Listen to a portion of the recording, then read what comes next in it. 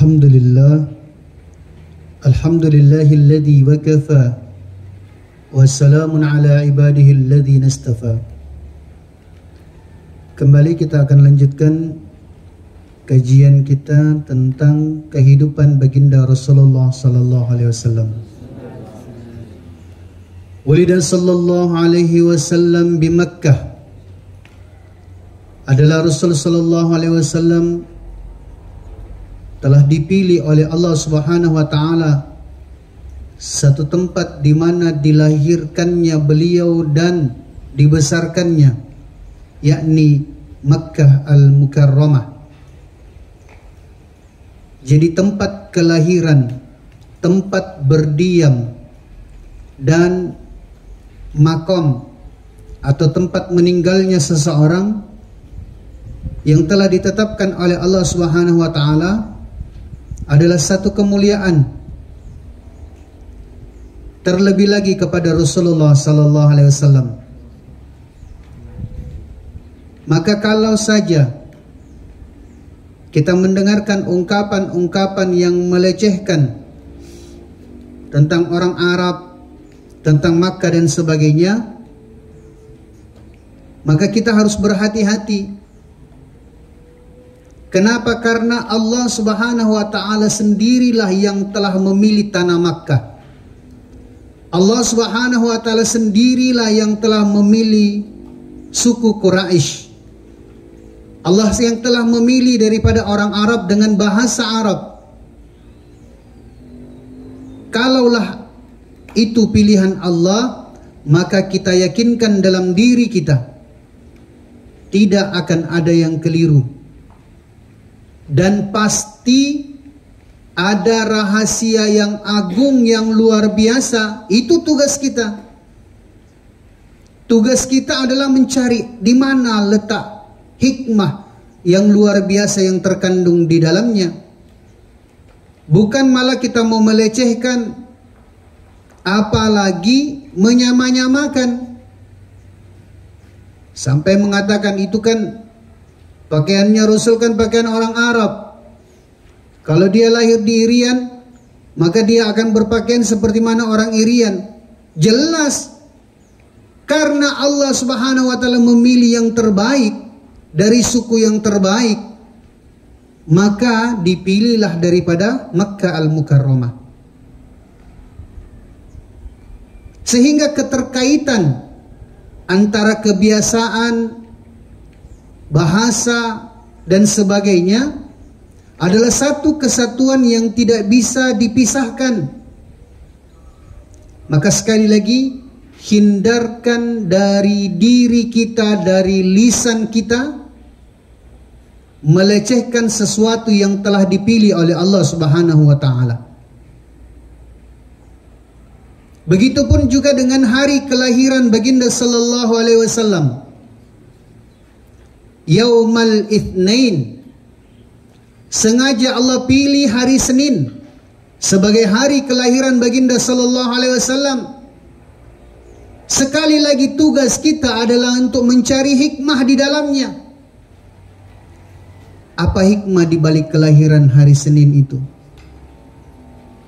Yang jelas ada keutamaan yang terkandung di dalamnya. Sehingga Masya Allah, orang yang senantiasa gelisah ingin mendapatkan hikmah di balik semua itu, Allah Subhanahu wa taala yang akan bukakan hikmahnya. Sering kami sampaikan, yu'tal hikmata may yasha faqad utiya. Orang yang menginginkan hikmah, maka Allah berikan hikmah kepadanya. Berkenaan dengan hari Senin, ternyata bisa terjawab. Ini kurang lebih beberapa bulan ke depan kita akan mengadakan Maulidur Rasul. Nanti akan banyak lagi viral, ditayangkan hujatan dan sebagainya tentang Maulidur Rasul. Katanya bid'ah, khurafat, sesat dan sebagainya. Alhamdulillah kesempatan ini kita akan ngaji seberapa penting sih Maulidur Rasul itu. Bahkan dengan dalih yang tidak beralasan. Mereka katakan Rasul itu sendiri tidak mengadakan maulid kok. Tsumma naudzubillah. Maulid yang bahkan diadakan oleh Rasul sallallahu alaihi wasallam untuk dirinya bukan per tahun, tetapi sampai kepada hari kelahirannya Rasul. Maka beliau sallallahu alaihi wasallam berpuasa di hari Senin. Ditanyalah Rasul sallallahu alaihi wasallam, "Kaifa tasumu fi hadzal yaum?" Rasul sallallahu alaihi wasallam menjelaskan, "Al-yauma yaumul itsnain. Uhibbu asumu." Saya lebih suka mencintai untuk puasa di hari Senin ini dengan sebab al-yauma hadzal yaum yauma wulidtu. Hari ini adalah hari kelahiranku, kata Rasul. Hari Senin adalah hari kelahiranku, hari yang telah dipilih oleh Allah. Dan hari Senin bukan kebetulan, sudah ditetapkan oleh Allah. Akan diangkat catatan-catatan amal seseorang. Sehingga Rasul pun juga menjelaskan, aku rindu dan sangat ingin ketika catatan amalku dilaporkan di hari Senin, maka catatan amalku itu tercatat aku sedang berpuasa. Bukan kebetulan lagi Rasul itu dilahirkan di hari Senin dan catatan amal itu kemudian juga akan diserahkan di hari Senin. Bukan kebetulan. Hikmah yang sangat dalam, yang luar biasa terkandung di dalamnya. Kemudian dijelaskan lagi tanggal kelahiran beliau sallallahu alaihi wasallam, Ats-Tsaniya Asyara min Rabi'il Awal.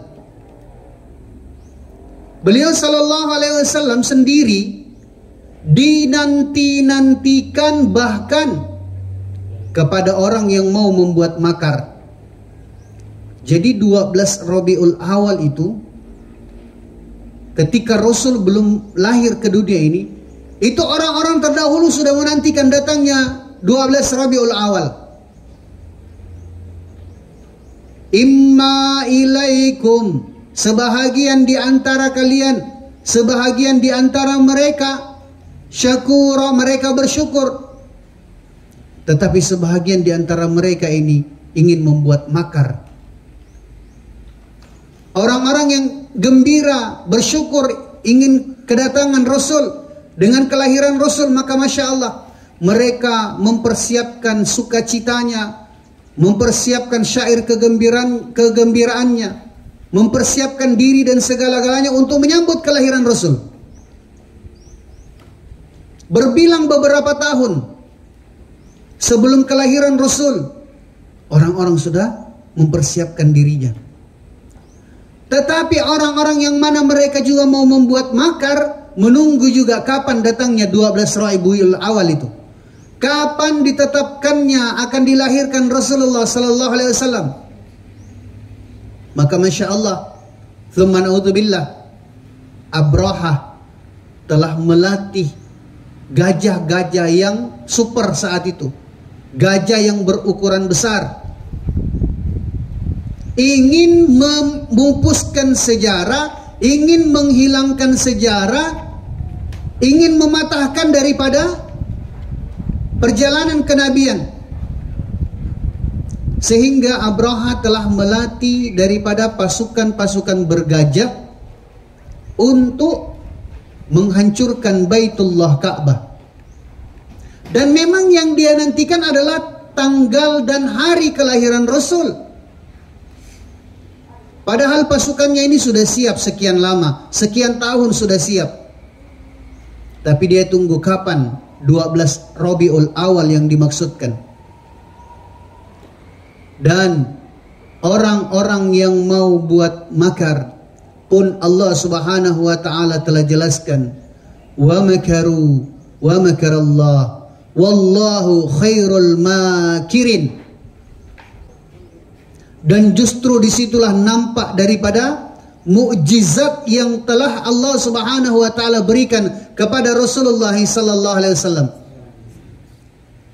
Hari pertama kelahiran Rasul saja, maka orang-orang sudah terbagi. Orang yang bersyukur seperti apa dan orang yang kufur seperti apa. Kurang lebih begitu jugalah nanti kita di dalam perjalanan hidup kita. Kurang lebih begitulah juga kita. Kenapa? Yang namanya hidup ini ada yang senang dan ada yang tidak senang. Ada yang pro, ada yang kontra. Kiai Haji Uzairon At-Taifuri beliau jelaskan, jangan pernah bermimpi dunia ini akan damai, karena kedamaian itu hanya ada di jannah. Maka kalau inginkan kedamaian, inginkan mendapatkan keselesaan, maka Masya Allah, cita-cita kita ini adalah bagaimana agar supaya kita ini menjadi ahlul jannah. Karena hanya di sanalah tempat kedamaian itu. Di sanalah tidak ada kesusahan dan sebagainya. Sehingga Masya Allah, kemudian dijelaskan tahun tersebut dikatakan dengan amal fil, dikatakan dengan tahun gajah.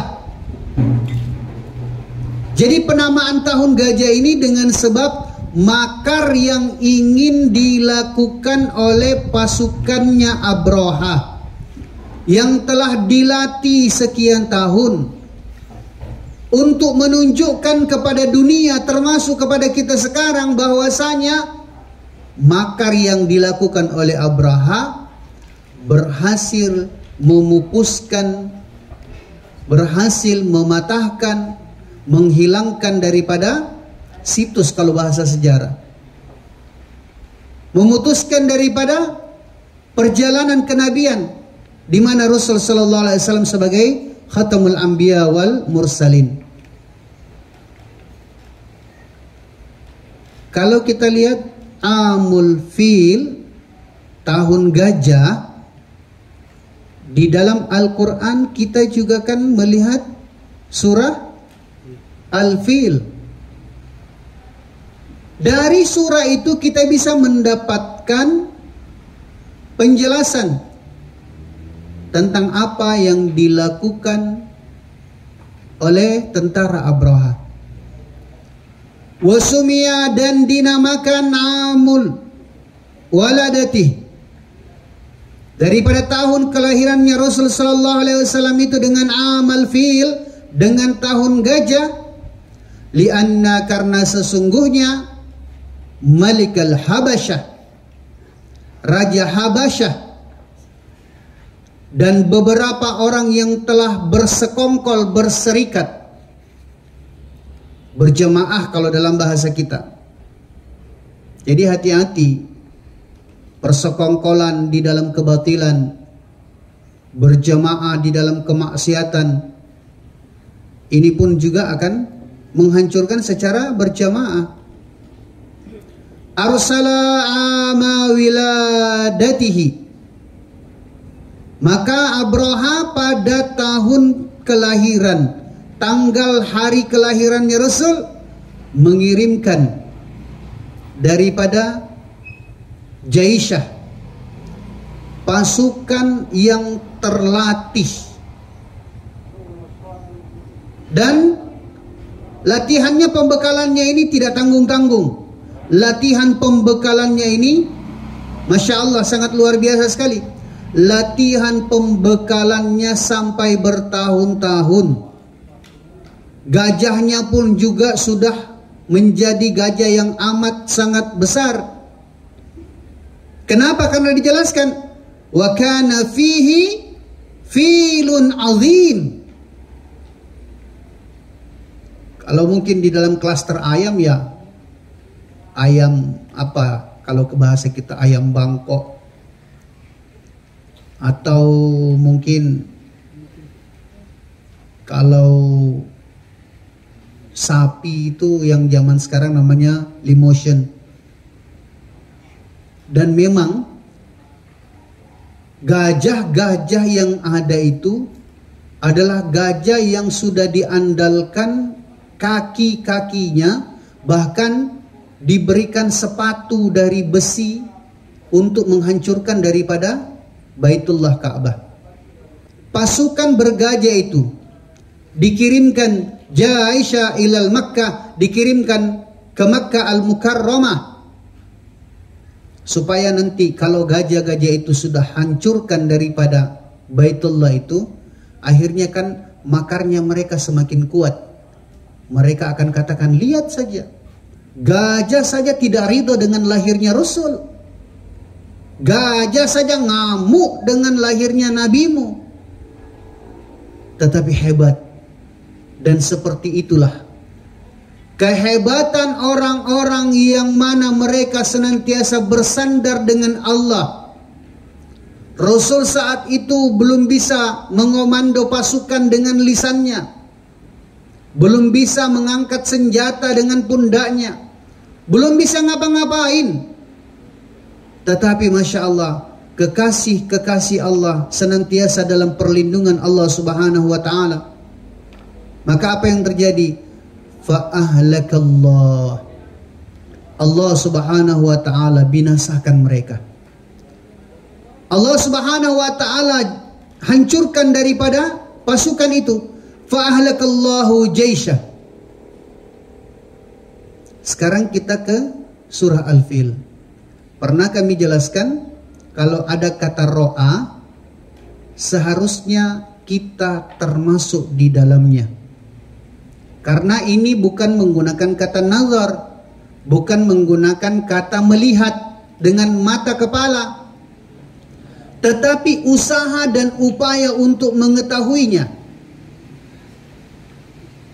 Sehingga majelis kita hari ini sebenarnya adalah majelis yang berusaha untuk melipat waktu berada di ruang 1400 sekian tahun yang lalu. Kita duduk di sini, tapi hadirkan perasaan seolah-olah kita menyaksikan makar yang akan dilakukan oleh pasukan Abraha. Seolah-olah kita menyaksikan hari yang paling bersejarah di kelahiran baginda sallallahu alaihi wasallam.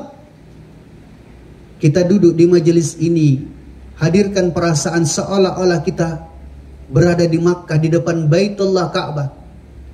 Pada saat Jaisyah, pasukan perang itu datang ingin menghancurkan daripada Baitullah. Maksud yang diinginkan daripada ayat ini, alam taro kaifa, apakah tidak pernah ada usaha dari kalian untuk mengetahui? Jadi duduknya kita di sini menjadi kandungan ayat ini. Kita sudah masuk ke dalam golongan orang yang berusaha ingin mencari tahu, ingin mengetahui, menuntut ilmu dan sebagainya.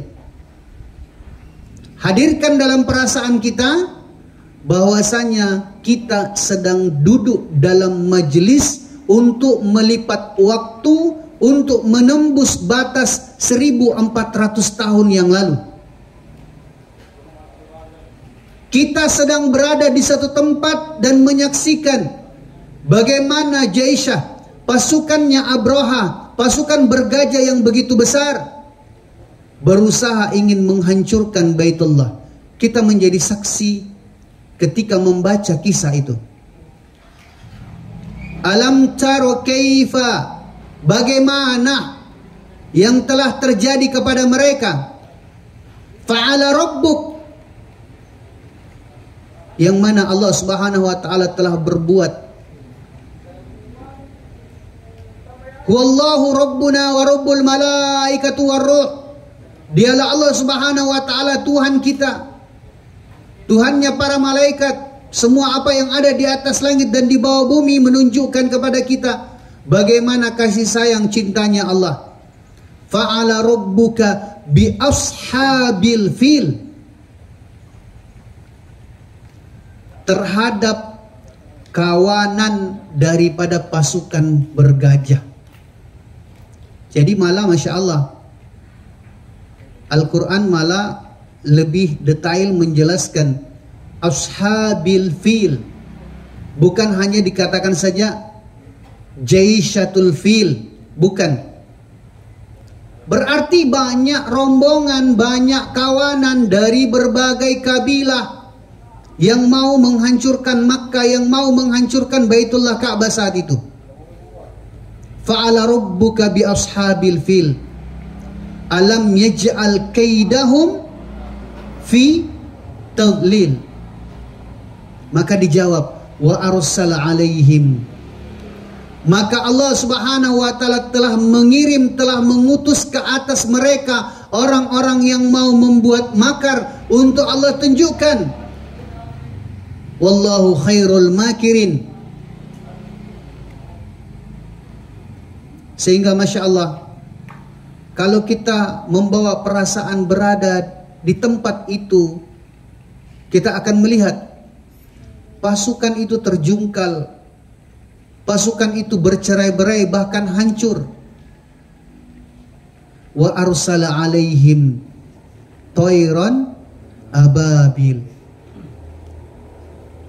Allah Subhanahu wa taala ingin tunjukkan kepada kita semua, orang yang benar keyakinannya, supaya semakin kuat keyakinan kita bahwasanya untuk menghancurkan makar yang besar, untuk menghancurkan pasukan yang besar, Allah tidak butuh menjadikan perlawanan yang lebih besar. Kan kalau fikirnya kita, untuk mengalahkan sesuatu yang besar, mesti didatangkan yang lebih besar. Barulah dia akan kalah. Kalau dia imbang, itu pun juga kalau imbang boleh jadi masih kalah. Harus yang lebih besar, baik dari jumlahnya, posturnya dan sebagainya. Tetapi Allah Subhanahu wa taala bukan hanya sekedar ingin menghancurkan, tetapi melecehkan orang-orang yang mau membuat makar. Wa arsala alaihim tayran ababil. Coba dibandingkan, satu ekor burung yang amat sangat kecil dibandingkan dengan satu ekor gajah yang sudah sangat super. Kalau gajah super saat itu masih besar dari sapi motion zaman sekarang.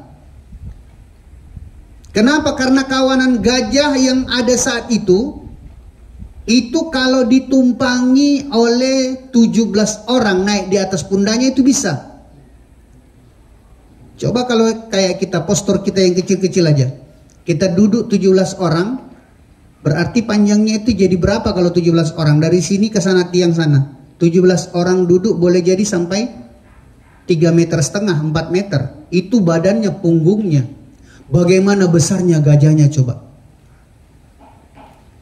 Orang-orang yang sudah ke Baitullah kan dia lihat, berarti gajah yang mau menghancurkan Baitullah Ka'bah itu kurang lebih postur tingginya sama. Bahkan harus lebih tinggi. Kenapa? Nanti kan ini Baitullah Ka'bah ini mau diinjak-injak sama pasukan bergajah itu. Diseruduk dulu, ditanduk dulu, kemudian rebah baru diinjak. Ya sudah dilatih lah kurang lebih sama Abraha. Tapi Allah sekali lagi ingin menunjukkan bahwasanya mereka itu adalah orang-orang yang terlecehkan. Sehingga Masya Allah, kalau kita punya masalah, tak usah mengambil, lari kepada sesuatu yang belum tentu menyelesaikan masalah. Kita lari kembali kepada Allah, mengadu kepada Allah, minta kekuatan daripada Allah, barulah akan kita rasakan quwwatul mab'ud wa quwwatul ba'id.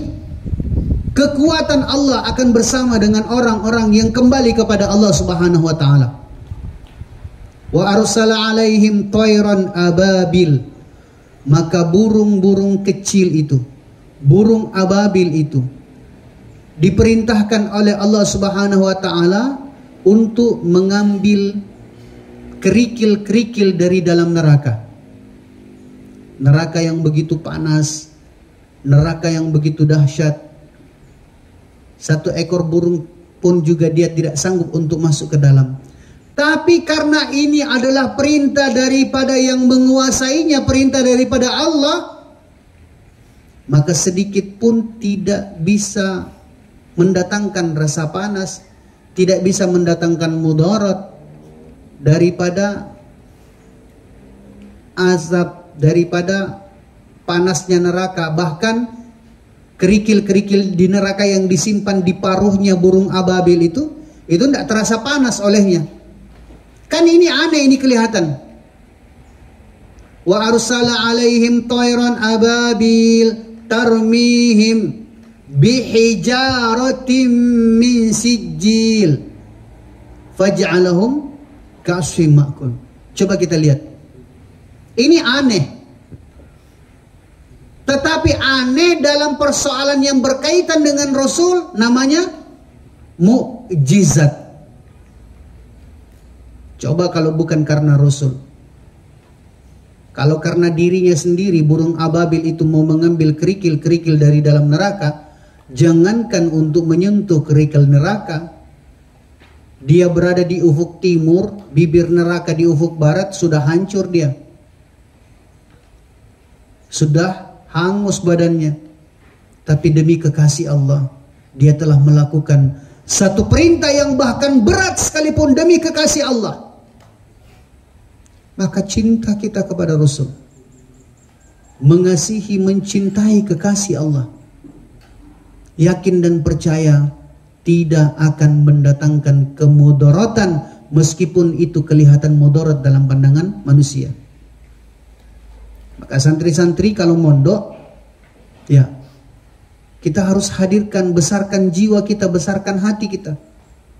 Ya Allah, kami lakukan ini untuk meraih cinta daripada orang yang Engkau cintai. Engkau untuk mendalami, lebih mengenal daripada kekasih-Mu. Dengan demikian kita juga ini akan menjadi kekasih Allah. Maka ketika burung ababil mengambil daripada kerikil-kerikil kecil itu, dilontarkan, dilemparkan, bagaimana kuatnya lemparannya coba? Ya sesuai dengan kemampuan daripada seekor burung. Ternyata ketika dilemparkan, mengenai tubuh, mengenai jasad daripada gajah-gajah yang begitu besar, pasukan-pasukan yang begitu besar. Ayat itu menjelaskan mereka bukan hanya sekedar hancur, tetapi mereka itu seperti daun-daun yang dimakan oleh ulat.